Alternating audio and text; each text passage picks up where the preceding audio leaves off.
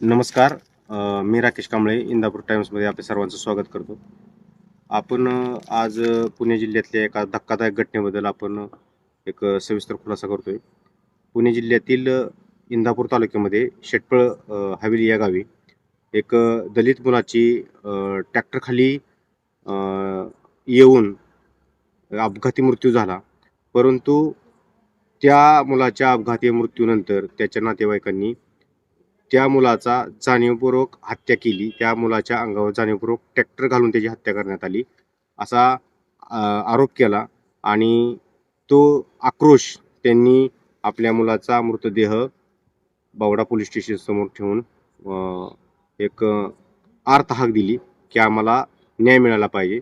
कारण ज्या ट्रॅक्टरच्या चाकाखाली येऊन त्या मुलाचा मृत्यू झाला, तो ट्रॅक्टर आज ह्या पोलीस स्टेशनच्या आवारामध्ये बावडा पोलिसांनी आणून लावलेला आहे.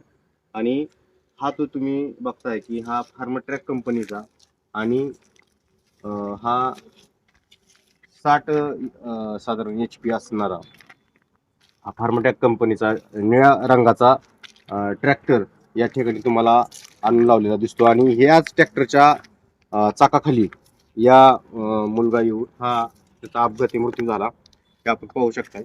आणि विशेष म्हणजे यातली एक धक्कादायक बाब अशी की हा ट्रॅक्टर अवैध मुरुमाची वाहतूक करत होता. आणि या अवैध मुरुमाची वाहतूक करत असताना हा साधारण कदाचित हा ट्रॅक्टर अतिशय वेगात असू शकतो. आणि हा वेगात असल्या कारणानं या ट्रॅक्टरला त्या वेगावर मर्यादा आणता आली नाही. आणि हे ट्रॅक्टर चालक जे काय चालवत होते, मदन काळे, जो आरोपी आहे या प्रकरणातला, या मुलाच्या मृत्यूला कारणीभूत ठरलेला जो आरोपी आहे मदन काळे, हा सध्या फरार आहे आणि पोलीस त्याचा शोध घेत आहेत. पण आपण महसूल प्रशासनाला सुद्धा सांगणार आहोत की आपल्या दिवसाढवळ्या अशा प्रकारचा मुरुम या ठिकाणी आपल्याला वाहतूक करताना दिसून येतोय. मग या इंदापूर तालुक्यातील महसूल प्रशासन नेमकं नक्की करतंय काय?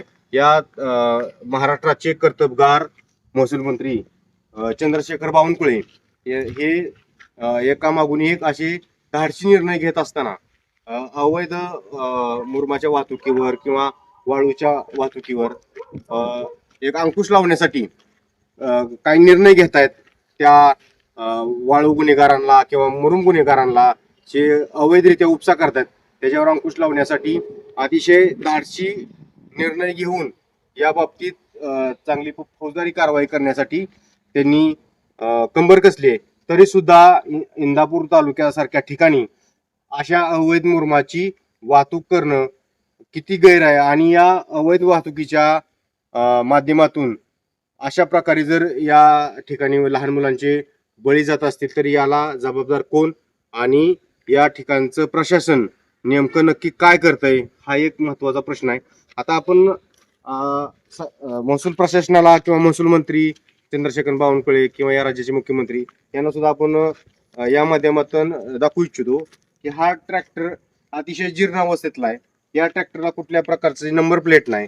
याच्यामध्ये आपल्याला दिसून येतंय की या ठिकाणी कुठलीही सिक्युरिटी असलेली नंबर प्लेट किंवा ट्रॅक्टर रात्रीच्या अंधारात चालल्यानंतर त्याला पाठीमागं RTO नियमानुसार लाल बोर्ड लावणं बंधनकारक आहे, जेणेकरून पाठीमागून येणाऱ्या वाहनाला पुढं कोणतं वाहन चाललेलं आहे या प्रकारची दिशादर्शक फलक जे लाल रंगात असतात हे दिसणं गरजेचं असतं. त्याच्यामुळे आपण बघू शकतोय की अशा प्रकारे विना परवाना आणि कोणतीही नंबर प्लेट लावलेली नसताना या ठिकाणी अशा प्रकारे अवैध वाहतूक मुरुम करत असताना हा अपघात घडून आलेला आहे.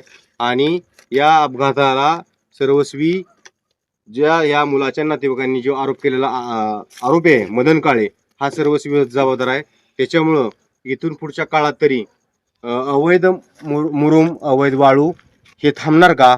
आणि हे मुरुमाची चोरी होत असताना, पळून जाण्याच्या प्रयत्नात असताना अशा प्रकारे ह्या लहान मुलांचे बळी किंवा इतर अनेक लोक रस्त्यावर आपली वाहनं चालवत असतात आणि हे लोक बेदरकारपणे आपली अवैध जी कमाई आहे ही कमावण्यासाठी मुरुमाच्या माध्यमातून किंवा वाळूच्या माध्यमातून ही कमाई करवण्यासाठी अशा प्रकारे अवैध वाहनांच्या माध्यमातून ही वाहतूक करत असतात. त्याच्यामुळं हा मुरुम कुठून आणला, ह्याचा नेमका साठा नेमका कुठं होतोय आणि हा मुरुम हा व्यक्ती मदन काळे नावाचा व्यक्ती हा नेमका मुरुम कुठं घेऊन जात होता आणि या मुरुमाच्या भीतीपोटी हा मुरुम आपला पकडला जाईल का काय, या भीतीपोटी हा अतिशय वेगात असलेला हा ट्रॅक्टर त्या मदन काळे या नावाच्या आरोपीला हा ट्रॅक्टरचा वेग हा कमी करता आला नाही. त्याच्यामुळे या ठिकाणी आज